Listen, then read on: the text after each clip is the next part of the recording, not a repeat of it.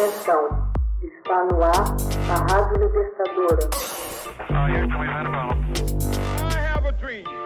Começa agora o Hoje na História de Ópera Mundi. Hoje na História, 8 de outubro de 451. Bispos discutem estruturas do cristianismo no Concílio de Calcedônia. Em 8 de outubro do ano de 451, enquanto o ocidente romano era saqueado pelos hunos, um grande concílio se abre em Calcedônia, localidade de front a Constantinopla, sob a margem asiática do Estreito do Bósforo. Várias centenas de bispos orientais e 2 delegados do Papa haviam sido convocados pelo então imperador de Constantinopla, Marciano.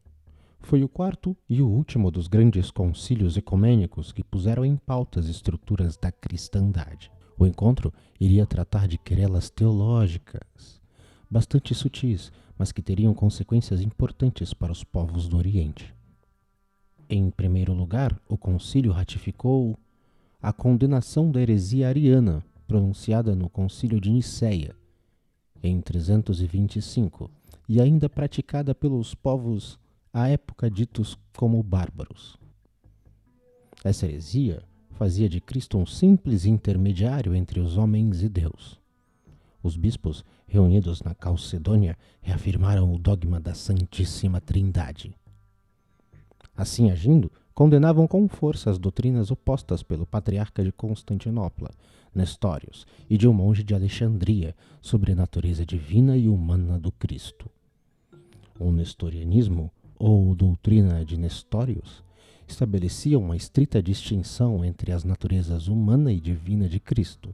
Essa doutrina iria dar nascimento à Igreja Síria Oriental. Seria muito ativa no Oriente e até na Mongólia, também na China. Comunidades nestorianas subsistem até os dias atuais no Iraque e na Índia. O monofisismo, doutrina inspirada pelo monge Eutíquis, só vê em Cristo sua natureza divina. Essa doutrina seduziu os coptas do Egito, bem como os cristãos da Armênia e certas comunidades do Oriente Próximo. Até hoje, ela tem curso na Igreja Copta da Etiópia e na Igreja Síria da Índia. No Concílio da Calcedônia, os bispos orientais concluíram seus trabalhos pondo em pé de igualdade o patriarca de Constantinopla e a sede papal em Roma. Diz assim: os padres, com efeito, concederam com razão à Sé de antiga Roma a preferência, porque esta cidade era a cidade imperial. Movidos pelo mesmo motivo, os 150 bispos conceberam a mesma preferência à Santíssima Sé da Nova Roma. Pensando que a cidade honrada com a presença do imperador e do senado e gozando dos mesmos privilégios civis que Roma, a antiga cidade imperial, deveria ter também o mesmo nível superior que aquela nos negócios da igreja, mesmo sendo a segunda após ela, de sorte que os metropolitanos das dioceses de Ponte, da Ásia, os protoconsulares da Trácia e somente eles, bem como os bispos das partes destas e outras dioceses ocupadas pelos bárbaros, serão consagradas pela Santa Sé da Igreja de Constantinopla. Fecha as aspas. O bispo de Roma, ou seja, o Papa Leão I, não gostou nem um pouco de ver o patriarca de Constantinopla fosse elevado ao seu nível e se apressa a rejeitar o 28º e último cânone das conclusões do concílio, voto pela primazia da Sé de Constantinopla. A ruptura entre o catolicismo e a ortodoxia já rondava os ares do clero cristão.